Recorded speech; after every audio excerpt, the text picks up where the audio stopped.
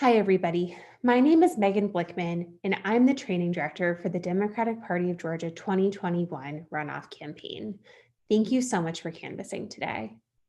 Today, I'll take you through why we canvass. I'll walk you through what your canvass will look like. We'll go through our health and safety protocols. We'll discover MINIVAN together, and then we'll do some Q&A and takeaways. So today you'll complete this training. Welcome. You'll learn everything you need to know for your Canvas, and then you'll download and set up MINIVAN, which is the app that we use for canvassing. And of course, you will talk to voters in Georgia and get them to commit to take action by casting their vote this year. We canvass for a couple of reasons: to reach some voters that we can't otherwise contact, whether that's digitally or you phone, email. What we know is that in order to win, we need to reach every single voter in every corner of Georgia. We're also able to do additional outreach to voters that we already may have called or texted, but we know they need an extra push to take action this year. And last, we're able to share key information about voters, about voting, and educate them and help them figure out the best way to cast their vote. We know that canvassing matters because it is the most effective tactic to turn someone out to vote. And that's been proved time and time again by think tanks like the Analyst Institute. The Analyst Institute famously found that when we have a conversation with a voter within 10 days of voting and use the right language, we can increase their likelihood to vote. Georgians are already voting, which means that the conversations that you have today carry enormous gravity and will impact the election immediately. Let's go through the script that we're going to talk through with voters. You start with your greeting. You say, "Hi, my name is Megan, and I'm with the Democratic Party of Georgia, working to elect John Ossoff and Reverend Raphael Warnock to the United States Senate. How are you doing today?" Tell them that you're here because there is an important election on January 5th where Georgians have the chance to vote for two Democrats who will best represent and fight for Georgia in Washington. You'll go on and share your reason for supporting Warnock and Ossoff. Then what you need to do is confirm support. That's always our first question. You say, will you be supporting both John Ossoff and Reverend Raphael Warnock in the upcoming runoff election? If they're strong Dem or lean Dem, that's great. You'll move on to the next question. If the person is a strong GOP, no problem. Just say thanks so much for your time and move on. You're not here to get into a fight or argue. If the person is undecided or leans GOP, you have a really important opportunity to try to persuade them over to our side. And the best way to do that is by connecting with them on shared values. You don't have to be a policy expert, just talk to them about the things that both you and the voter care about. Next is your vote method. You say, great, the best way to ensure that we flip these seats is by making a plan to vote as early as possible. A lot of Georgians are voting early because it's flexible and you can vote whenever is most convenient for you.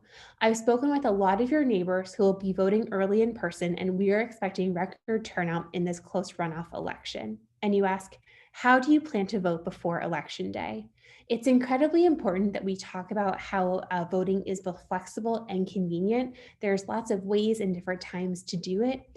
And it's something that people don't want to miss out on. I like making voting seem like it's a party that they don't want to miss.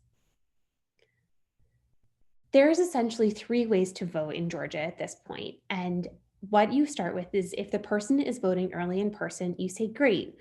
Early voting begins on December 14th and varies through December 31st. What date will work best for you? You'll be able to tell them their closest location and the dates and hours that it's open by going to iwillvote.com/GA.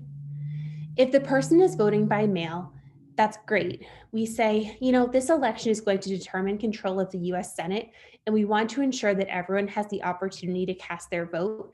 And the best way to do this is by casting their vote early. We are strongly encouraging people to return their ballots by the 14th. And if you plan to return your ballot after the 14th, we advise you to use your closest drop box or county clerk. If the person says that they're voting on Election Day, we really want to push them to try to vote earlier. So we say, okay, this election will determine control of the US Senate, and we want to ensure that everyone has the opportunity to cast their vote. And the best way to do that is by casting your vote early. If they insist on E-Day, you say, okay, we'll follow up closer to the election. And if you change your mind about voting early, you can go to iwillvote.com/GA. It's also really important that if people say they're going to the polls to vote, that you remind them about their photo ID. And there's a couple of examples here. In addition, always remind them that polls are open on election day from 7 a.m. to 7 p.m. What you need to do here is walk the voter through their plan to cast their vote. And the more specific, the better. Then we vote triple, where you say, who are 3 friends that you will commit to vote early with you? Vote tripling is one of the best ways to increase our reach in Georgia and move more people to take action. Last is our volunteer ask and close. You say, we're so glad to have your support. As you know, this is a really important election, and we're counting on supporters like you to educate other voters on how they can cast their ballot on January 5th. Can we count on you to volunteer to flip the United States Senate? You as volunteers are in the best position to ask others to join you. It's important to remember that you don't need to be a voting expert, just a navigator and someone to share tools and resources with the voter. If they have any questions that you can't answer, you should send them to our voter protection hotline, which is run through the Democratic Party of Georgia, and that's 888-730-5816. Voters can also look up information about voting at iwillvote.com/GA, and you'll have both of these resources written down. No need to memorize them. Let's go through the health and safety protocols for canvassing. First, please know that the health and safety of volunteers and voters is our top priority, and all safety protocols must be followed by every staff member and volunteer at all times. There is no wiggle room. So you must complete today's training. Thank you. You'll fill out our volunteer health and safety acknowledgement form when you arrive to the office. In order to canvass, you must not have a temperature over 100.4 degrees Fahrenheit, be experiencing any COVID or COVID-like symptoms, been in contact with anyone who has tested positive for COVID in the past 2 weeks, or have tested positive for COVID yourself in the past 2 weeks. The bottom line is that if you don't meet these criteria, you are not permitted to canvass. There is no flexibility here. To that end, everything you do today will be contactless. Your mask must be worn over your nose and mouth at all times. You must keep at least 6 feet of social distance from others at all times. After knocking on the door or ringing the doorbell of a voter, you'll immediately take 6 big steps back from their door. And please leave all literature on the door or on the doormat. This is what will happen before your canvass shift. First, when you arrive to the office, you'll fill out the Georgia Health and Safety check-in, as well as have your temperature taken with a no-contact forehead thermometer. If you have questions when you're there or when you're out in the field, you'll have the phone number for a point of contact who can help you troubleshoot. This is what will happen during your canvass shift. First, you'll go to the correct home, which will be listed in the MINIVAN app. We are not going to every single door. Then you'll leave a piece of lit on the door or under the doormat and ring the doorbell or knock loudly.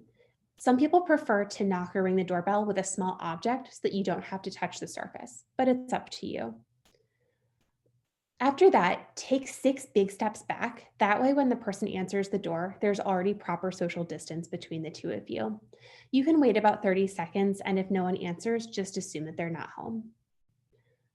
Hopefully, though, everybody will answer. And when they do, just wave and greet the voter. Use really open body language and convey friendliness. You should introduce yourself as a volunteer with the Georgia Democrats and confirm that you're talking to the voter that matches the name on your list. There's also a chance that more than one voter will live in the household, so make sure to talk to each person. And of course, maintain our health and safety protocols. Be sure to follow the key components of the script, and you'll record the responses in MINIVAN, but also use the script as a guide so that you can connect with the voter and have a real conversation. Like I said earlier, you don't need to be a policy expert. If they have questions, just send the voter to our websites or the literature, and if they have questions on voting, just go to iwillvote.com/GA. You should spend about no more than 5 minutes with any one voter.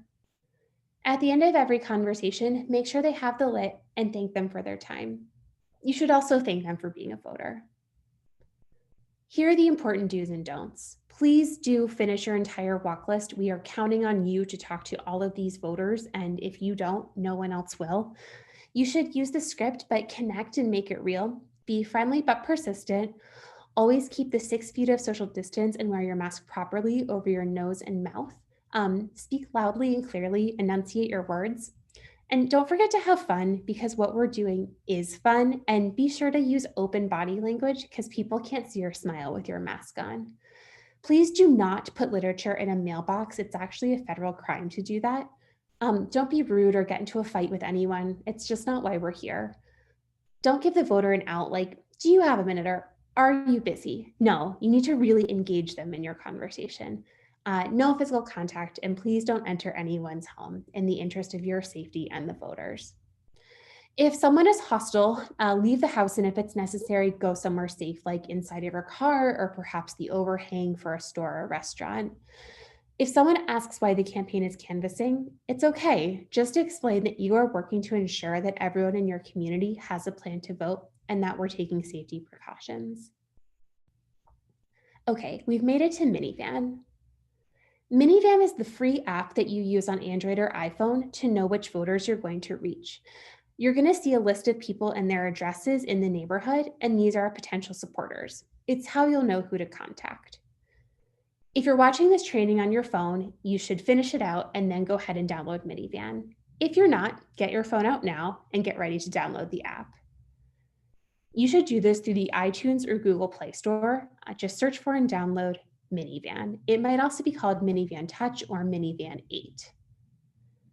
You should get started by opening up MINIVAN and logging in with your Action ID. You might already have one from a previous campaign or if you've already volunteered.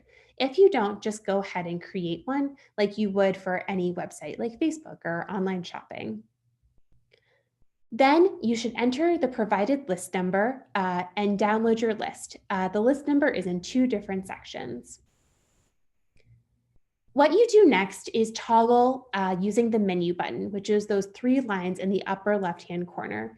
You can switch between household view and map view. I'm sure you're wondering what the difference is. Map view is not always totally accurate. It might show the houses a little bit closer or further apart. And then household view is just the houses in a list. And you should switch back and forth to figure out what works best for you. You can also use the filter button on the bottom that's on this right-hand screenshot and filter between even addresses and odd addresses. It makes you more efficient because you can just do all the even addresses on one side of the street and then cross the street and do all the odd addresses. I always start with the evens. Then you can find your voters. What you do is each home is the little blue or white dot, and you click on that button and the voter details appear. I'm sure you've been wondering this. If a voter has requested their ballot or if they've already voted, you'll actually be able to see that. You'll also be able to see the voter's polling location. So here you have the polling location for this voter, Alice, which is at the Swiss Village, and it includes the address for it. You can also see her voting status. If the voter has requested and been mailed their ballot, the status will actually read Ball Mail. And if they haven't returned their ballot yet, you need to make a plan with them to return their ballot today and walk them through the steps to do so successfully. And remember, at this point, it really should be in a drop box or the county clerk's office. The blue V next to the name indicates that they have already voted and casted their ballot. Once you're at the person's home, just go to the script section. And if you don't speak to them, select the response, not home, refused, inaccessible, deceased, or moved. But hopefully you do talk to a lot of people, and you'll just follow through the script and record the voter's response to each question using the little buttons. You know, we start with our confirming support question. We move on to their voting plan. Don't forget to vote triple. It's so important to increasing our reach in the state. And of course, the volunteer ask, who's going to join you to continue to carry out this work? Throughout your shift and also at the end of your shift, you must make sure to sync your data. And you do that through the cloud button in the upper right-hand corner. What that does is it sends the result of your canvas to your database, and then we're able to follow up on the incredible work and conversation that you have with voters. You can also learn more about your list by going to the menu button. Again, that's those 3 lines in the upper left-hand corner and hitting list details. You can check on your progress there. Here are the materials. First of all, you can access everything that you need at https://bit.ly/ga balls. But all of this information will also be available at the office. You'll have a minivan guide, so what I just walked through, but in a guide with screenshots and instructions, a volunteer canvassing guide, which is this training just boiled down to our best practices and instructions, as well as we'll provide PPE, but you can also choose to bring your own. You can also ask a staff member or volunteer there if you have any questions. You won't be on your own. Here are your next steps. First of all, make sure you're signed up to Canvas, and please tell your friends and family to sign up too. We have so little time left that every single shift, every single hour counts. When you arrive to the office, make sure that you complete that health and safety questionnaire, and always reach out to your organizer or point of contact with any questions that you have. On behalf of the entire Democratic Party of Georgia, thank you so much for being here. Canvassing is the single most important thing that you can do to ensure the win for our 2 incredible candidates. Let's go do this.